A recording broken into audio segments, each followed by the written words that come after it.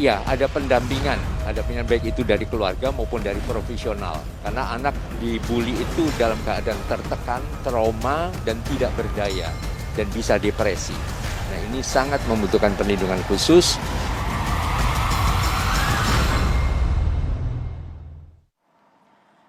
Selamat malam pemirsa, senang sekali saya Balkis Manisang menjumpai Anda di Perempuan Bicara. 1 jam ke depan kita akan bahas tema yang sudah Anda lihat tadi di depan soal Putri Chandrawati akankah ditahan. Ia adalah tersangka kelima dari kasus pembunuhan Brigadir Yosua. Sudah diperiksa sejak pagi tadi di Bareskrim, hingga kini belum juga ada statement atau konferensi pers, mungkin juga masih berlangsung pemeriksaan ini. Apakah Putri Chandrawati akan ditahan atau tidak? Saya akan bahas ini kenapa? Karena memang pertanyaannya sekarang sudah cukup masuk ke dalam proses juga pemeriksaan. Selain pemeriksaan kasus pembunuhan, kita lihat tadi Ibu Putri juga datang dengan kerudung hitam, baju serba hitam begitu ya. Apakah hari ini akan ada penahanan atau masih bebas? Kita akan lihat. Dan bagaimana perlindungan untuk anak-anak Ferdy Sambo dan juga Putri Chandrawati yang kabarnya terkena perundungan. Bersama saya dan keempat narasumber yang ada di kiri dan kanan saya perkenalkan dulu. Yang pertama, sebelah kiri saya ada Mbak Poppy Amalia, psikolog kita. Apa kabar Mbak Poppy? Baik, alhamdulillah. Oh ya. Baik, alhamdulillah. Oke, baik, sudah siap. Ini terlalu siap ya untuk memberikan analisanya. Oke, saya sapa juga ada Bu Retno Listiarti, Komisioner KPAI. Apa kabar Bu Retno? Alhamdulillah baik, selamat malam Mbak. Terima kasih Bu Retno.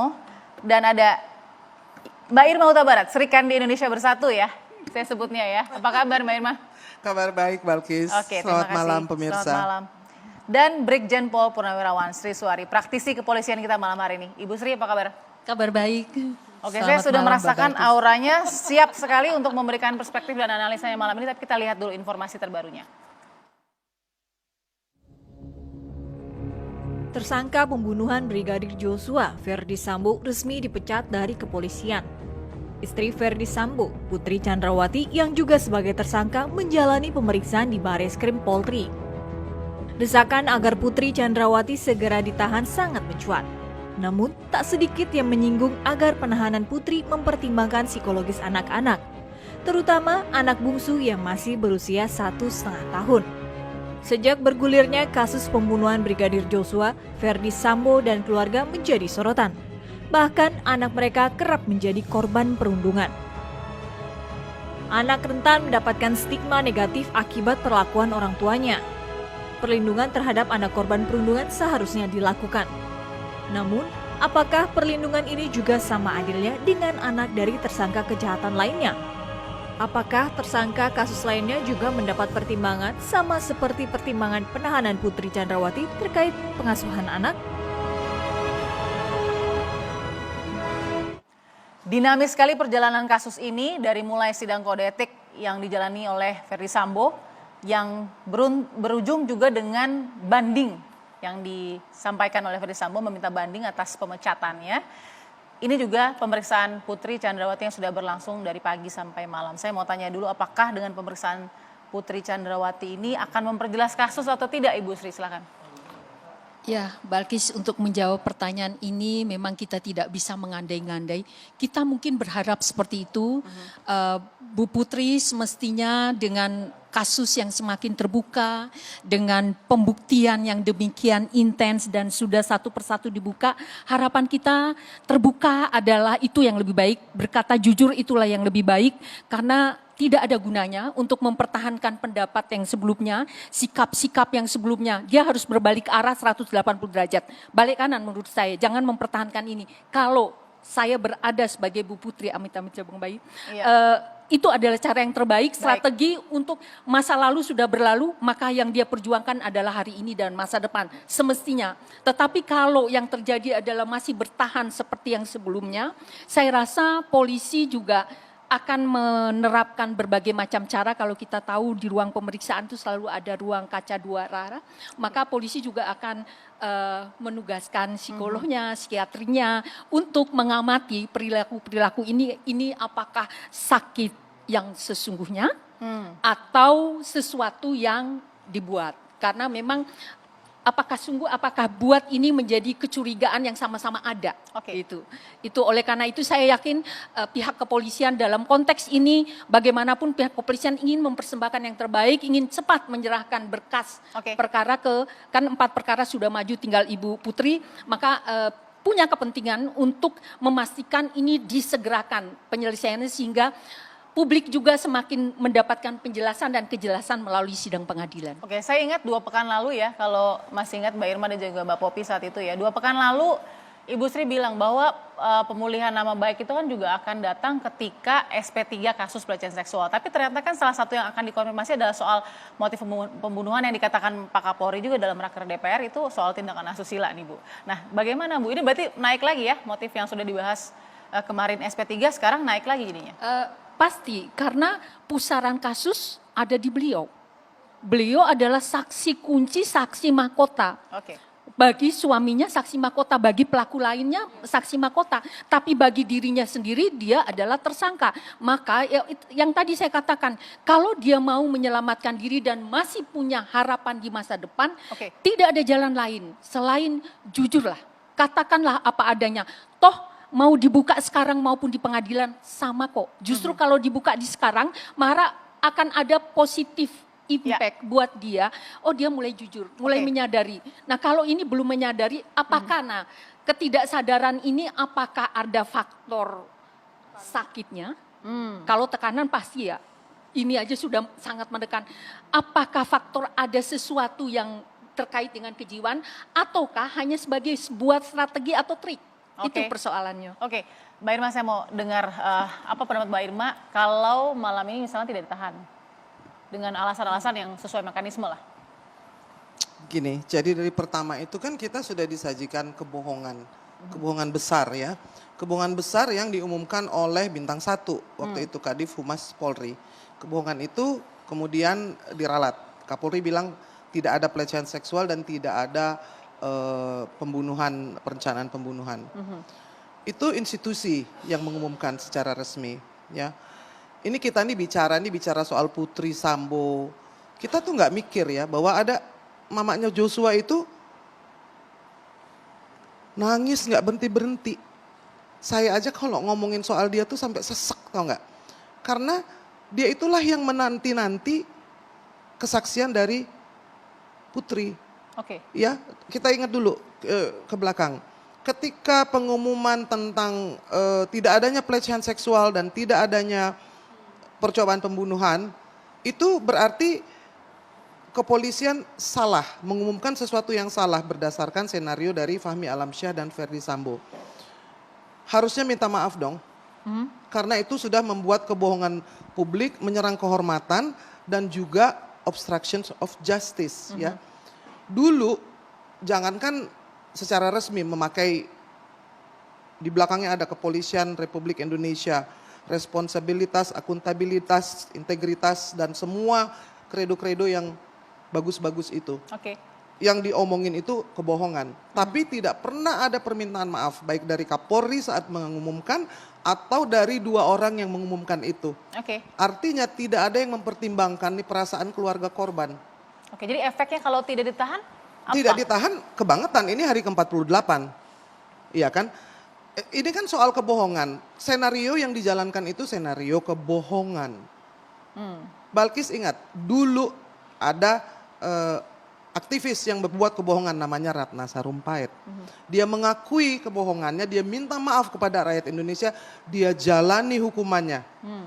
Itu gagah kalau menurut saya. Ini yang bikin kebohongan dari awal, minta maaf tidak, ya menyesali tidak, mengakui tidak, bertanggung jawab juga tidak. Jadi apa yang diharapkan kepada seorang putri yang selama 48 hari tidak bicara? Jadi semua orang bisa aja bilang jujurlah, tolonglah, terbuka. Ya nggak bakalan. 48 hari dia tutup mulut. Saya bilang Putri Sambo itu bukan orang bodoh, dia dokter gigi. Dia nyonya jenderal bintang 2, dia tahu soal hukum. Dia tahu konsekuensinya. Jadi nggak perlu diajarin soal itu, sekarang cuman hatinya aja. Oke. Terketuk nggak hatinya itu? Kalau saya bilang sih dia tidak punya hati sebagai seorang ibu dan dia sama sekali tidak mampu merasakan empati terhadap mamanya Joshua yang menangis sampai habis air matanya. Saya itu memeluk dia waktu pergi ke Jambi. Yang dia bilang itu cuman, mana tanggung jawabmu Putri mana? Tapi selama 48 hari ini nggak ada sedikit pun rasa empati. Kepolisian tidak minta maaf. Putri Sambo tidak bicara apa-apa. Ini orang sudah mati loh. Nggak ada yang lebih menyakitkan dari seorang ibu daripada kematian anaknya. Oke. Anak laki-lakinya. Jadi saya juga capek ngomongin ini. Parlemen kemarin bersidang, tidak ada satupun yang nanya. Tidak ada satupun yang peduli. Apa yang terjadi dengan keluarga Joshua? Bagaimana keadaan ibunya, bagaimana keadaan bapaknya? Mereka itu orang miskin. Gajinya itu cuma 600.000 dibayar setiap 3 bulan. Setiap hari menangisi anaknya, dipermainkan. Saya tanya, wakil rakyat yang terhormat, ada nggak yang menanyakan soal keluarga Joshua? Nggak ada. Sama sekali nggak ada. Dari pagi saya ditanyain soal ini, nyesek di sini kenapa? Karena yang paling menderita itu ibunya Joshua. Dari awal waktu saya ikut intens dalam kasus ini, saya tahu bahwa semua tidak ada yang berpihak kepada korban, tidak ada berpihak terhadap yang tertindas. Itu nyawa diambil karena kekuasaan. Bukan hanya nyawanya diambil, barang buktinya dihapuskan, semua orang dipanggil. Tanggal 8 Joshua terbunuh. Tanggal 13 dipanggil di semua komisi-komisi, termasuk KPAI, Komnas HAM, Komnas Perempuan, Kompolnas, apalagi LPSK. LPSK. Kita ngobrol di sini. LPSK yang bilang ini ada 2 amplop yang mau diserahkan. Ya. Pertanyaan saya, bagaimana mungkin orang yang sudah membunuh kemudian pakai Polda Metro Jaya sebagai tempat untuk bertemu dengan lembaga-lembaga negara yang dipanggil dan semua datang. Oke.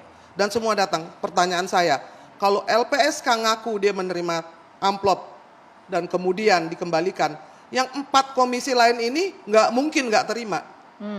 Kalau kamu jadi tamu saya kasih minum air putih, mungkin nggak Balkis cuma menghidangkan kepada saya, Ibu Sri, Mbak dan Popi? Ibu Popi dan Ibu Retno tidak dikasih. Nggak mungkin. Oke. Jadi kita ini janganlah dianggap kera terus menerus.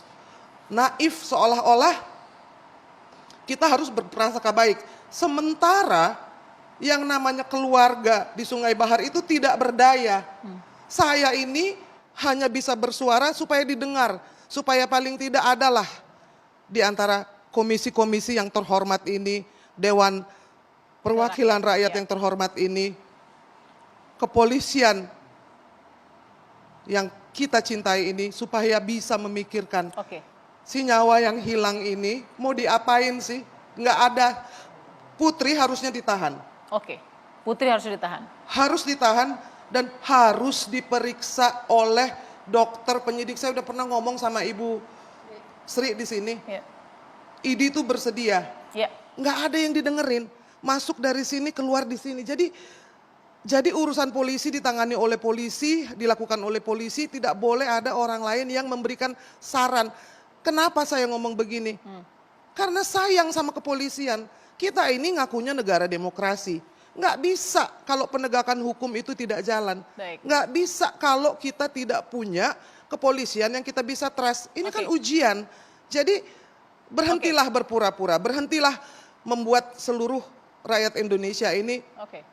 geram, tetapi yang paling utama ada seorang perempuan yang sangat menderita, yang tidak pernah dibahas baik di parlemen, di komisi maupun di kepolisian. Dan saya pikir negara ini harus punya sistem bagaimana bisa melindungi, mengayomi dan melayani termasuk orang yang tidak punya uang sekalipun, yang tidak punya daya dan tidak punya kuasa sekalipun. Oke.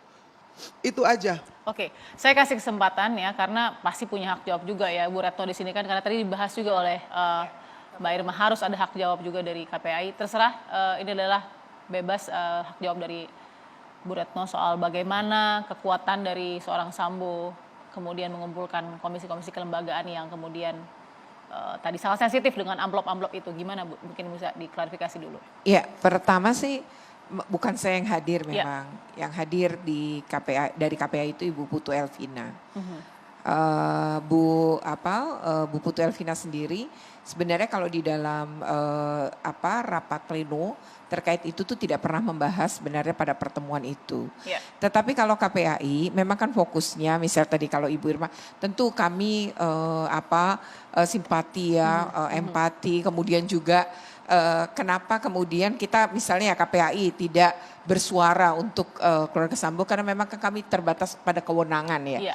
Artinya ada usia yang sebenarnya dini dan ketika dipanggil kemudian dimintai pendapat gitu ya, informasi yang kemudian saya dengar, saya dapatkan adalah memang saat itu adalah terkait perlindungan terhadap kekerasan seksualnya. Kan Ya. waktu itu belum ada yang tahu versi yang polisi yang kemudian ada dan saat dipanggil itu memang saat seperti itu. Jadi Ya. belum ada penghentian soal Oke. kekerasan seksual dan lain-lain. Nah, terkait kemudian amplop yang saya tahu sih tidak pernah ada ya Oke. terkait ini.